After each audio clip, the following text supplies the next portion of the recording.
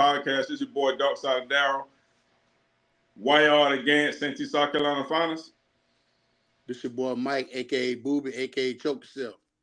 Hey, we want to say a happy new year, happy 2025 to everybody. Wish you much peace and blessings. Make sure that you have a prosperous new year and a happy new year and everything is prosperous for you. I echo that. Okay, yeah, but on that note, we're gonna talk about a few little subjects today, but we're definitely gonna talk about the NFL playoffs. I think that I want to ask you, Mike, can the Detroit Lions go all the way? NFC is strong this year. Yeah. And I'm not saying, but you got to realize their games that they have winning, they're at home. Yeah. And they're going to have home field, which they need. Yep. But I just feel like at some point, somewhere, they need Aiden Hutchinson hurt them so much by not bringing pressure. When I saw the game the other night, he still lead them in sacks. He ain't been playing since October. Yeah. So I feel like it's a lot of teams, Philadelphia, Green Bay, Minnesota, and the Rams got potent offense. Yeah. That's just my opinion. Mm-hmm. Can they do it? I want to see them do it because I'm pulling for Dan Campbell. Yeah. But if you had to ask me right now, I would say 70-30. I got Detroit going. But the team that I think can be that team that knocks everybody out, and this is my sleeper team, is Green Bay. Green Bay? I see Green Bay. I really see Green Bay turning on that switch. I just, for some reason. Now, remember I told you I'd be the first one to say this. I think the Rams are going to beat Minnesota. Okay. I think the Rams Why you say that? Why you say that? They proven. Sam Darnold, as great of a year he's had this year, and he got Justin Jefferson. He's never been in this position before. Yeah. It's something to be said to be playing in the playoffs when it's just a regular season game when you knowing if you lose this game here, you're going home. Yeah. So I'm not saying that Sam is going to lose, but Sam ain't been in this position before. So I don't really know if that's going to be, we're going to have to wait and see. But Minnesota does have a strong team. Green Bay got a strong team. Philadelphia got a strong team. But Detroit is that juggernaut. But like I say, I would say right now, 70% I got them. I can see them coming out in the NFC. Yeah, the reason why I think they could come out, and I know everybody know they got a whole bunch of injuries on the defensive side. But for some reason, man, Dan Campbell, no matter who he pick up off the practice squad, they seem to come in and step in, play their role, and do what they need to do. You know what I'm saying? It's like next man up. And he got those guys, those young men ready, man. Like I said, he used to play for the Detroit Lions. He know how it is to be on the field. He knows the situation that these guys got going on at home and stuff like that. So he understands them a whole lot better than just say a regular coach that ain't never actually played the game. You know what I'm saying? And I feel you on that. I feel you on that. But and we're gonna tap into that, I'm assuming a little bit, because there's a lot of coaches I think actually gonna be going. As we looking at it now, I was looking at it earlier. I think a lot of coaches going back home, but we'll talk about that a little later. Okay. Well, let me ask you this question. I have another question I got. Well, who you think is your coach of the year, NFL coach of the year? Who you put? Dan Campbell. Dan Campbell. Yeah. Okay. That's easy. Dan Campbell. Like, okay, who you think is the MVP of the league? Golly, man. Between Josh Allen, Lamar Jackson, and Saquon Barkley.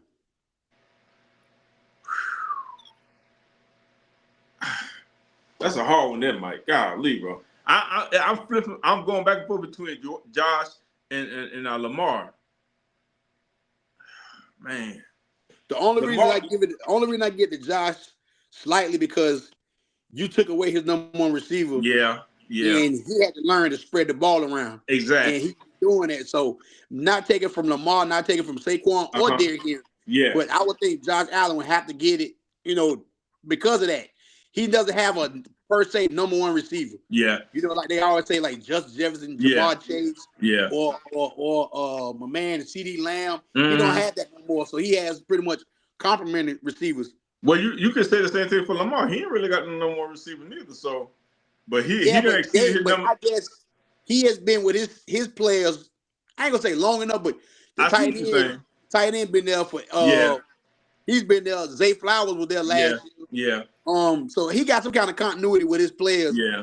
And I think when you look at Buffalo, they took the receiver from Florida State, Keon Coleman. Yeah. And then they brought in Amari Cooper towards trade deadline. So, I mean, he don't really have a necessarily, not saying Amari Cooper's not a number one, but I think he's getting older now. He's not a pure number one. Yeah. But I would just slightly give it to Josh. It's not, I see what you're saying. No rhyme or reason.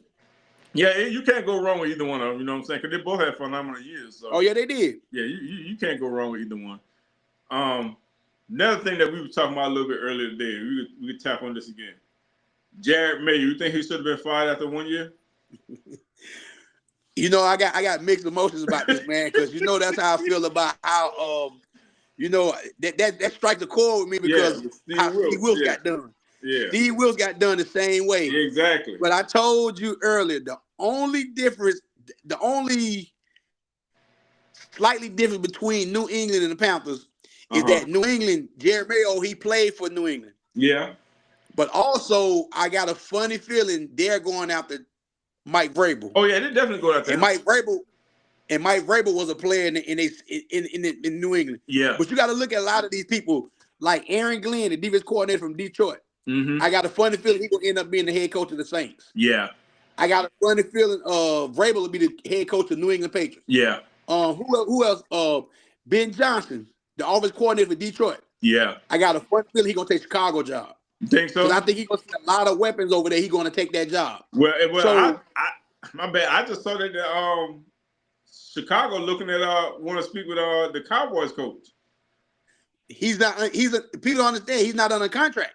Mike McCarthy, when the season was over, he don't have a contract. Yeah. So he's a free agent. He can talk to whoever he wants to.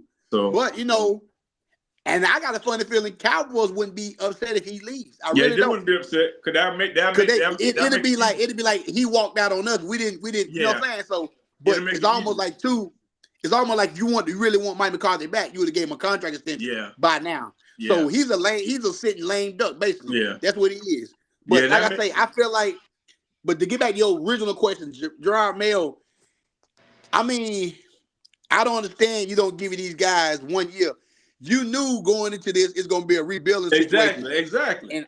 And I just read what Robert Kraft say where he was in a no-win situation. Well, okay, well, why did you fire him after 1 year then? Yeah. You took a Drake May. You took you got young team there. Yeah. And my thing is let this guy, but this is what I'm saying about the NFL, is Robert Kraft so used to winning that by him losing the last year with Bill Belichick and then this year he losing, he like, hey, I can't be having no 3, 4, 5 years of rebuild. I got to get it right now. That might be his train of thought. They don't want 6 Super Bowls. He might not can't wait that long and say, hey, I can't wait to be rebuilding 6, 7, 8 years. I got to get it right now. Hell, he might still be rebuilding with the next coach again. You never know. It might not work out if they get Vrabel. But this is the thing about it. You got to take that. You got to take. I guess as a owner, you got to take. If this is who you want. But guess what? If it don't work out, then guess what? Everybody gonna be looking at you like, hey, it still ain't work out. So who knows? But I think they should at least give him like another year. You know what I'm saying? Because just like how Detroit did when they got Dan Campbell. That first year it was straight hot garbage. Every year he got better. You got to give these coaches a chance to implement this system. But that point, the Detroit, hell, ain't too many coaches want to go coach Detroit. I understand that too. Opportunity. Like I say, New England is a totally different situation where they was a winning franchise for years. True. Up under Belichick and Tom Brady. Remember now when Tom left, they struggled as soon as he left. Yeah. Belichick was winning like that. He had Mac Jones. They trying to find a quarterback. So you got to realize it's going to take time. But at the same time, I guess you didn't get Jerod a fair shot. Yeah, you didn't get a fair slap. See. I mean, Steve Wilks didn't get a fair shot in Arizona. Exactly. So that's what I'm saying. So that's why I be saying, man, when you getting these coaches and stuff, it should be, especially if I was a coach coming in, I'd be like, hey, man, I need a guaranteed 3 years. Guaranteed. Give me 3 years. After 3 years, you know what I'm saying? If you don't see no improvement, you know what I'm saying, then you can go ahead, you know what I'm saying? And go ahead. Like I say, it sounds good. I know your logic, and it sounds good, but owners, they own the team. They can do what they want to do. True. I mean, look at our own backyard right here where we at the Charlotte. Look at our backyard. True, but that's what I'm saying. That's where the contract come in. Yeah, but it don't matter. Right. It don't matter. You know why? Because the owner gonna pay you like, okay, look at Frank Wright. He's still getting paid. Matt Rule still getting paid. So guess what? The owner got so much money, he can pay all these coaches. Hey, and they ain't even here. If the owner, but who want to be taking them losses like that though? Who want to be paying that type of money? When you worth $12 to $15 billion, that's chump change to him. Hey, now, it sounds like a lot of money. Think about it. It can't be too much chump change because every time they try to build a new stadium, they're always taxing the Well, they're not going to want to come out their pocket. They tight. No, they got billions of dollars. Why they can't? I'm saying some owners ain't gonna want to do it. They want the people. They want the city to fund it. Why you taxing me for? I ain't like I'm going to the game. I can stay home and watch games from TV. I ain't got to be in that stadium. And that's what I've been doing. I ain't about to pay for $10 for a hot dog. I can go buy a whole frame $2-3 and put. No, man, good. Hey, bro, no, we ain't doing that. Listen, now man. If the Panthers ever get back to the situation where we winning consistently, and the city going crazy like we went to the, but like I say, we on that. But I'm not gonna get you. But we on that project. Listen, they keep. I don't even want to talk about. I'm gonna let you. No, we gonna talk about that. Hey, since you done hit the nail on the head, let's talk about the Carolina Panthers, man. You know, the last game they played against. You know,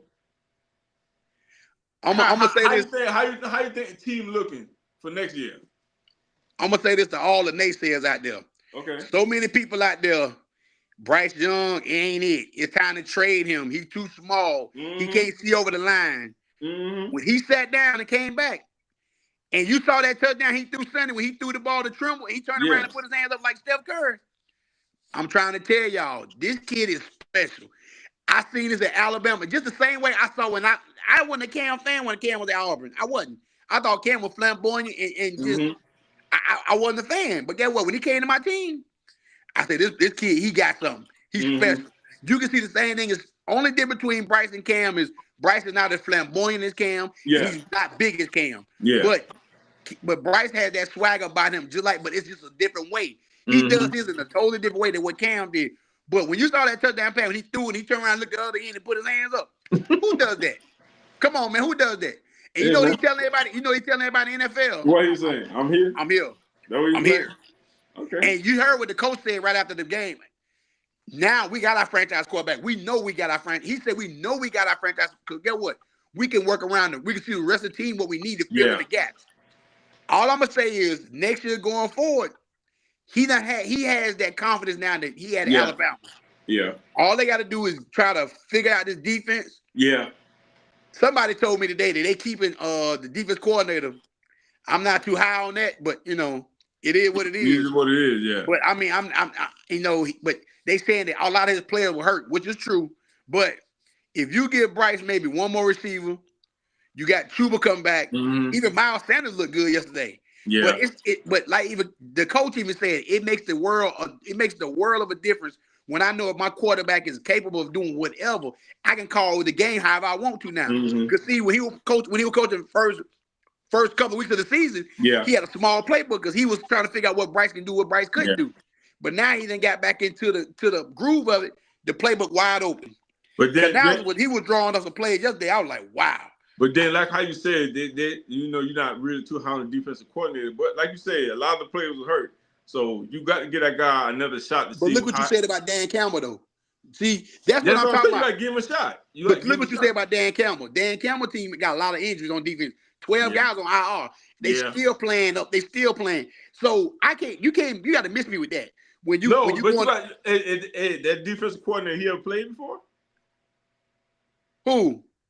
For the Panthers. He played football before? He played professional? I don't know. See, that's what I'm saying. That's a good question. It's a difference when you actually play the game. You know what I'm saying? But you got to realize, Canales didn't play the game. Dave Canales, Dan Campbell did. Now, Aaron Glenn, they defense coordinator did. I don't know about Ben Johnson. Yeah, but I know he did. But I'm saying Ben Johnson is his coordinator. I don't know if he played. If he did, I don't know. But my thing is about what you got inside that locker room and what you bring in. Dan Campbell got them boys like the next man, and when they get up there to that next man level, I'm running through the wall for this man. Yeah, when the Panthers, a lot of people can't really galvanize a team like that. You know what I'm saying? So maybe. But look, when Derrick Brown went down, when Shaq Thompson went down, man, we were lost. Man, listen. Anybody, I think a high school player can get 100 yards of the Panthers. That's how bad their defense was. Yeah. So for me to say that if you are next man up mentality, you should be trying to bust your behind to make sure to say, hey, next year when the team get put together, I need to be a part of the 53-man roster. If not, then, but we look, man, that defense look bad. Yeah. I can go back down the last 6-7 weeks. Bucky Irvin had like 170, 180 on us. B. John Robinson had 170 something. The Cowboys running back had over 100 something yards. They don't never get over 100. Everybody gets over 100 yards with a pound. It's easy work. But then you got to think about it too. Now it's also about the culture too. Dan Campbell done instill that winning culture over there in Detroit too. See, the Panthers had that losing mentality for a long time, so that could be a part of it too. You know what I'm saying? When them guys get on the field playing defense, they're like, oh man, you know what I'm saying? We don't know what's going to happen. You know what I'm saying? We out here, they're just going through the motion. You know what I'm saying? Yeah, but I know personally, if I'm the next man up mentality, when I get my opportunity, I'm going to run through a wall to get that opportunity. True. This defense we got, man, listen, they can't stop a nosebleed. I mean, when I say they can't, listen, and I'm not trying to talk about them. Yeah, I know. I understand. But I'm just saying so far as like, okay, projection-wise, when you look in the draft, the Panthers right now are picking 8th. Number 8, yep. What do you see them needing on the first pick of their draft? What do they need to take? They definitely got to go defense. Like I said, they definitely got to build a defense up. Now, I don't know if it's going to be a defensive end, if it's going to be a linebacker, or if it's going to be a corner. They definitely got to I just saw a mock draft a minute ago, and I'm looking at it. They got Shedeur going 1, Cam going 2, Cam Ward. They had Travis Hunter going 3 to the Giants. I seen 4 was Will Johnson going somewhere. They had Mason Graham going 5. They had a receiver going to 6. Jacksonville. 6. Hold on. I think it was Jacksonville going 6. I think Jacksonville going 6, yeah. If you tell me the teams, I can tell you what they had. Yeah, I can pull it up real quick. Let me see order of the draft. Let's see. The number 1, I think Tennessee got the first pick, don't they? Yeah, they got the first pick, yeah. They on the mock draft I just saw, they got them taking Shedeur Sanders. Yeah. So yeah, they got I'm about to see right now. Yeah, the mock draft says Sanders going number 1. Cam Ward. Let's see. They had Cam Ward going number 2. Yeah. Yep. Cam Ward going number 2. And they had Travis Hunter going number 3. Yeah. They had Will Johnson going number 4. But who was the number 4 team? Hold on. Let me pull up. Give me a second. My computer running a little bit slow right now. Let's see. NFL mock draft.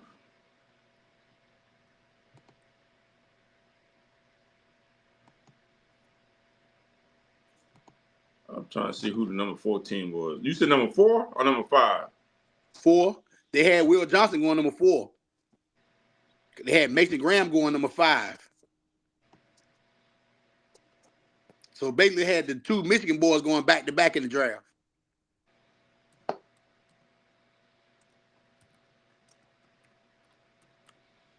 All right, the draft order is going to be because Seahawks is Titans got number 1. Yep. Cleveland Browns number 2. Giants number 3. New England number 4. Okay, Jacksonville slow down. 5. So number 1, go back. You said Tennessee, right? Yep. They got Shedeur going there. They got Cam Ward going to Cleveland. That was me you were talking about earlier. Yeah, that's why I told you Cleveland going to get a quarterback, yeah. All right, so number 3, they had the Giants taking Travis Hunter. Okay, number 4 was they got them taking Will Johnson, the cornerback. From Michigan, that's the one from Michigan? Michigan, number 2, yeah, the 6'2" cornerback. Number 5 is who was number 5? I was thinking the number 5 is Jacksonville. They got them taking Mason Graham. Number 6 is who's the one from Penn State? Number 13. He's going number 11. Dual Carter. They got him going. That's why I say who was number 6. All right, number 6 is the Raiders. They got them taking a receiver, which I don't see. They need a quarterback. Okay, the Jets number 7. They got them taking a dual Carter. They got him going there. The pick right before the Panthers. And they got the Panthers taking a safety out of Georgia, the number 8. But they said the Panthers. Hold on. The Jets don't know what they're going to do. They going defense. Yeah. So they might pick the Abdul Carter guy. My thing is, he is the best pure pass rusher in there.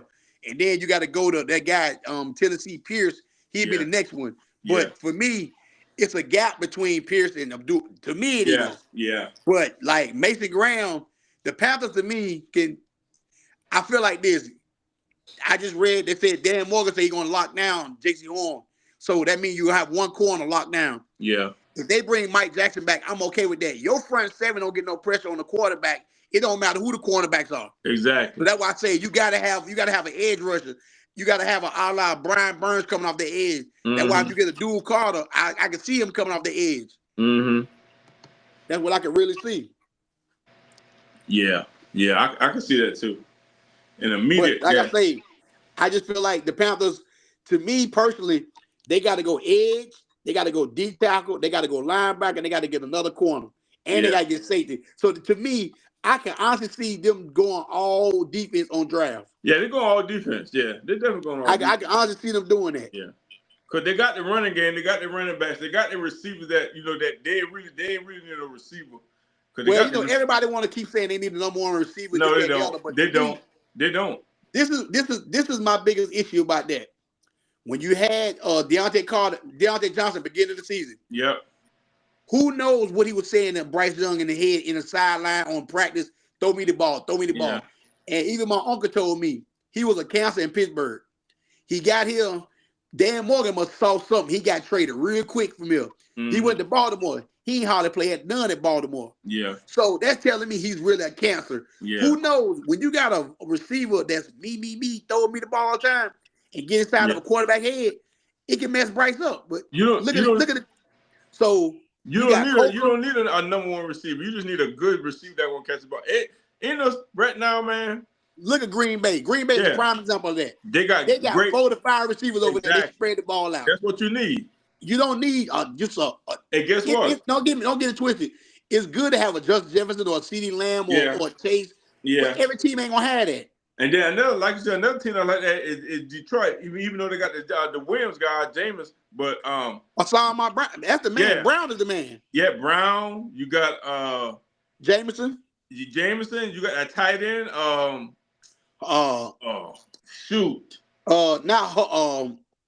Man, I draw a blank on this. LaFleur. Yeah, LaFleur. Yeah. They got weapons all around. But see, that's what I'm saying. You gotta understand. You only got one ball. You can have a receiver out there out of the. Yeah, so exactly. If you got 4 receivers, you run a 4-receiver set. You can't have one of the receivers crying every 2 seconds about giving the ball. Yeah. I mean, and another thing I noticed about a team, I'm not trying to pick it back and talk about them. Yeah, go ahead. Pittsburgh Steelers receivers have been divas over the last few years. Yep. You can go back to Antonio Brown. Yep. You can go back to Deontay Johnson. Yep. Now you can go to George Pickens. Pickens now, yeah. To me, I'm like, and I think somebody said this perfectly earlier. They don't really say nothing to their receivers if they winning. They let them get away with all that foolishness. But when they start losing, then it's a problem. Yeah. They're saying Mike Tomlin can't control the receivers. And if you start looking at some of their receivers on their team, they'd have had some prima donnas on their team. Not saying some receivers are already prima donna. Yeah. But when you keep looking at their team, they always have a problem with their receivers. You got to think about it like this right here too. All receivers, especially if you consider yourself to be a great receiver, pretty much all of them kind of like prima donnas anyway. You know what I'm saying? A la the Terrell Owens, a la because you think about it, you're going against competition when you're in high school, when you're in college. You know what I'm saying? You got that competitive edge, that competitive fire in you. I get that, but look what Aaron Rodgers won the Super Bowl against Pittsburgh that year. Donald Driver. Yeah. James Jones. Yep. What's the white kid? What's his name? Oh my goodness, bro. The number 87. Double helmets. No. I'm talking about when they won the Super Bowl. What's the white? It was Donald Driver. It was James Jones. What's the white guy? Oh man, man. I forget, Mike. Let me see. I forgot who it is. They had 4 receivers on their team that was dominant. What year they won that Super Bowl? They beat Pittsburgh and Dallas. I can't remember the year. Super Bowl. Hold on.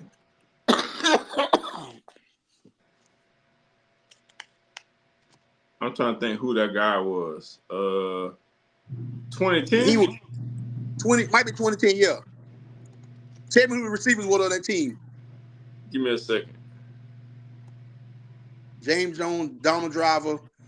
I could see the other one. 87. James Jones, 89. Driver.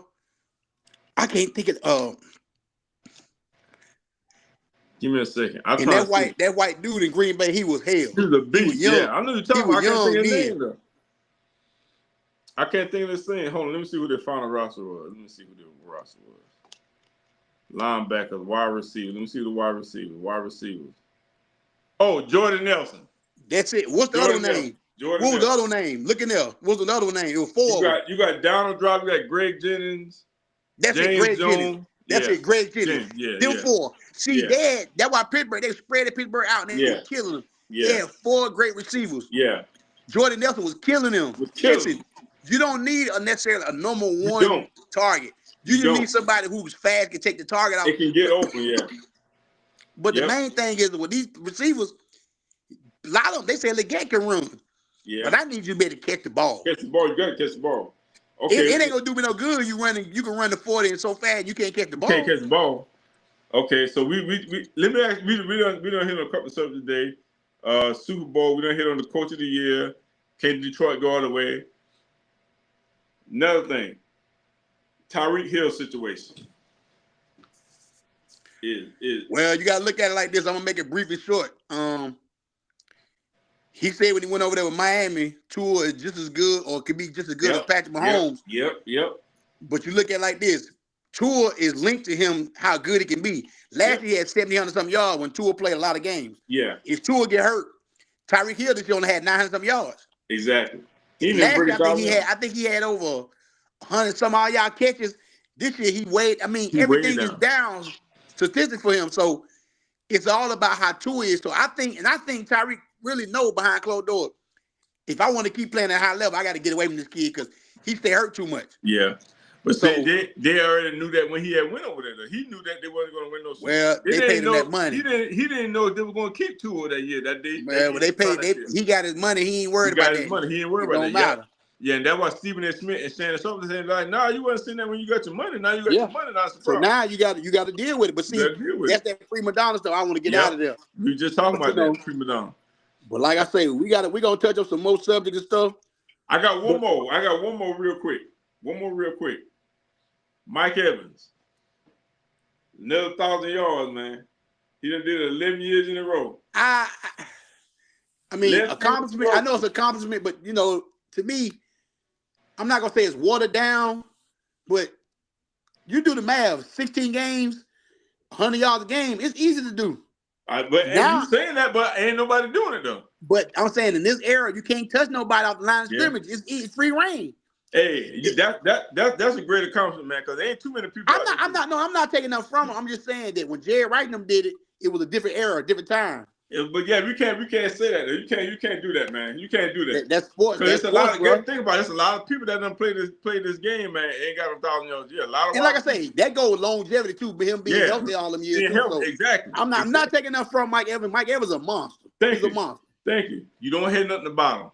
Nope. He ain't no prima donna. Nope. He just come in. He don't take no days off. Good job.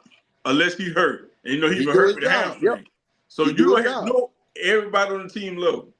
Yeah. You don't hear nothing about this cat. And when I saw that last play when they gave him the yards, I'm like, man, congratulations. I ain't mad at the kid. Yeah. I ain't mad at him. Yeah. Everybody shouting out and jumping and stuff like that. So that was a pretty good thing, man. But man, like I say, we're gonna get at y'all. We want to touch on this basis today. Yeah. When we gonna get back on live again? Oh man, we definitely get back on live again tomorrow at 8:00. We definitely gonna do this again. Make sure y'all come on in if y'all want to come in. Check us out, like, comment, subscribe, man. Just join us live, man. We're gonna have this discussion again tomorrow. Holla at your boys. Peace. Peace out.